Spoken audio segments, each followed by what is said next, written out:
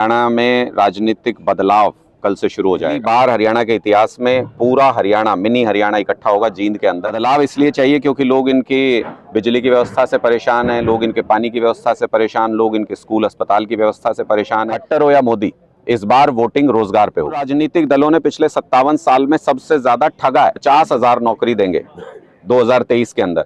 मैंने इनको ये कहा है कि खट्टर साहब 50,000 तो बहुत ज्यादा हो जाएंगी, लिस्ट पढ़ते पढ़ते देर लगेगी, आप 1,000 नौकरी की लिस्ट जारी कर दो जो आपने 2023 में। अरविंद केजरीवाल जी हरियाणा से आते हैं और हरियाणवी खून इन धमकियों से, गीदड़ भभकियों से डरा नहीं करता। नमस्कार, मैं विकास और बात होगी खास, और खास क्यों नहीं होगी। हरियाणा में अब रैलियों का दौर भी शुरू हो गया है। तो आज हमारे साथ आम आदमी पार्टी की हरियाणा बदलाव रैली जींद में होने वाली है। उसके लिए हम बातचीत करने के लिए हमारे साथ मौजूद है सीनियर वाइस प्रेसिडेंट हरियाणा के अनुराग डांडा। डांडा साहब, कल की बदलाव रैली है, किस तरीके से देखते हो? देखिए, आज हम तैयारियां देखने के लिए यहाँ पर पहुंचे थे और जिस तरीके की तैयारियां और जिस तरीके का उत्साह है, मुझे लगता है कि हरियाणा में राजनीतिक बदलाव कल से शुरू हो जाएगा। हमने इसका नाम रखा था बदलाव महासभा, इस रैली का नाम, और इसलिए रखा था क्योंकि ये महासभा इसलिए है क्योंकि हरियाणा के हर गांव से कल यहाँ पे लोग पहुंचेंगे। यानी पहली बार हरियाणा के इतिहास में पूरा हरियाणा, मिनी हरियाणा इकट्ठा होगा जींद के अंदर। बदलाव इसलिए चाहिए क्योंकि लोग इनकी बिजली की व्यवस्था से परेशान हैं, लोग इनके पानी की व्यवस्था से परेशान, लोग इनके स्कूल अस्पताल की व्यवस्था से परेशान हैं, और सबसे महत्वपूर्ण बात, युवा इनकी रोजगार की नीतियों से परेशान है बुरी तरह से। भारतीय जनता पार्टी की सरकार युवाओं को रोजगार नहीं दे पा रही।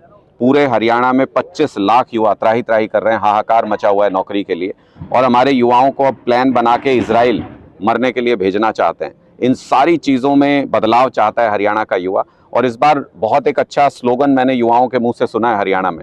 लोग कह रहे हैं कि खट्टर हो या मोदी, इस बार वोटिंग रोजगार पे होगी। जींद का एक लेवल स्टेडियम, जींद को ही आपने क्यों चुना?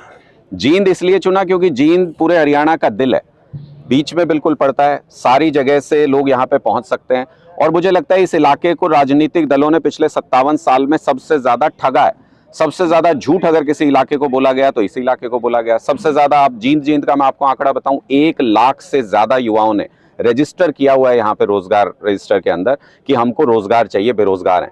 एक जिले के अंदर 1 लाख से ज्यादा युवाओं को बेरोजगारी की मार है जिन्होंने रजिस्टर किया हुआ आधिकारिक आंकड़े में। तो मुझे लगता है कि जो सबसे पिछड़ा इलाका पूरे हरियाणा के अंदर है, वहां से शुरुआत करें तो मैसेज बिल्कुल साफ होता है कि हम इस पिछड़ेपन को दूर करने के लिए बदलाव चाहते हैं। हम हरियाणा के लोगों के सुनहरे भविष्य के लिए बदलाव चाहते हैं। मैंने तो बहुत खुले तौर पे ये कहा था खट्टर साहब को कि इन्होंने 6 जनवरी 2023 को ये कहा कि 50,000 नौकरी देंगे 2023 के अंदर। मैंने इनको ये कहा है कि खट्टर साहब 50,000 तो बहुत ज्यादा हो जाएंगी, लिस्ट पढ़ते पढ़ते देर लगेगी, आप 1,000 नौकरी की लिस्ट जारी कर दो जो आपने 2023 में दी है। वही जारी नहीं कर रहे। खुली चुनौती है बीजेपी सरकार को, अगर 1,000 नौकरी भी 2023 में दी है, लिस्ट सार्वजनिक करें। मैं सार्वजनिक तौर पे माफी मांगूंगा, नहीं तो खट्टर साहब हरियाणा के युवाओं से झूठ बोलने के लिए, गद्दारी करने के लिए उनसे माफी मांगें। अनुराग डांडा की बात करूं या फिर आम आदमी पार्टी की बात करूं, हरियाणा के लोग क्यों आपकी बात मानने, क्या ऐसी? क्योंकि 57 साल से कांग्रेस, बीजेपी, इनेलो, जेजेपी सबको एक मौका दिया हरियाणा के लोगों ने, लेकिन सबने ठगा। ना बिजली अच्छी, ना स्कूल अच्छे, ना अस्पताल अच्छे, ना पानी की व्यवस्था अच्छी, ना सड़कें दुरुस्त हो पाई, जहां सड़कें बनी वहां पे टोल लगा दिए, ना युवाओं को रोजगार मिल पाया, ना माताओं बहनों की इज्जत सुरक्षित हो पाई पूरे तरीके से, ना बुजुर्गों का सम्मान हो पाया। जब हरियाणा के अंदर कुछ परिवर्तन हुआ ही नहीं, तो 57 साल से जिसने भी वोट दिया वो ये कह रहा है कि मुझे छला गया, मुझसे झूठ बोला गया।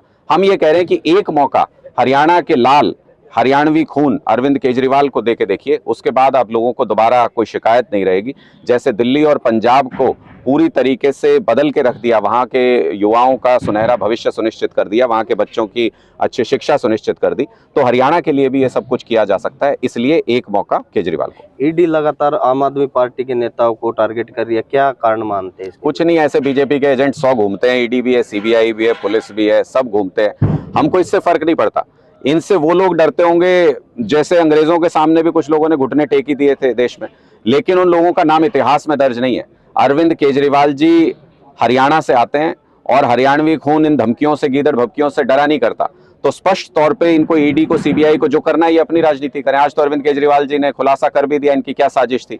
ये दिल्ली में हमारी सरकार तोड़ना चाहते थे, अरविंद केजरीवाल जी को जेल में डाल के हमारे विधायकों से वहां बात कर रहे हैं 25 करोड़ रुपए दे देंगे, सरकार गिरा देंगे अरविंद केजरीवाल की। गिरा लो ना सरकार, तुम्हारे अंदर हिम्मत है तो। खुली चुनौती है भारतीय जनता पार्टी को। जैसे अंग्रेजों ने अत्याचार किए थे लोगों के ऊपर, वैसे ये अत्याचार कर रहे हैं। लेकिन जैसे शहीद भगत सिंह ने हंसते हंसते फांसी का फंदा चूम लिया, उसके बावजूद भी देश में आजादी मांगने वालों की कोई कमी नहीं हुई। आपको जो अत्याचार करना है कर लीजिए। ये बदलाव शुरू हो गया जो अरविंद केजरीवाल जी ने शुरू किया था, ये बदलाव होकर रहेगा पूरे देश के अंदर।